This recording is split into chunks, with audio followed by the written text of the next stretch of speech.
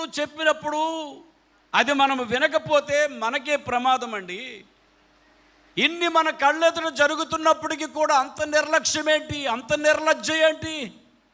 ఎప్పుడు ఏది జరుగుతుందో తెలియదు. దేవుడు నీ కళ్ళకు కనబడినట్లుగా లోకంలో చూపిస్తున్నాడు, అన్ని సంగతులు చూపిస్తున్నాడు. బిడ్డలారా, నా పిల్లలారా జాగ్రత్త, ఇదిగో ఇలాంటి పరిస్థితులు జరగబోతూ ఉన్నాయి.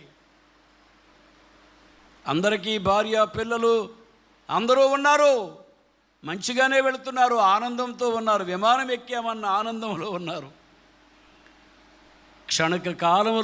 క్షణకాలములో వారు మాంసపు ముద్దలుగా కాలిపోతారని ఎవరికి తెలియదు. తలంచుకుంటేనే అసలు ఎంత భయంకరంగా ఉందో. నీకు భయపడడం లేదా? నువ్వు భయం రాదా నీకు?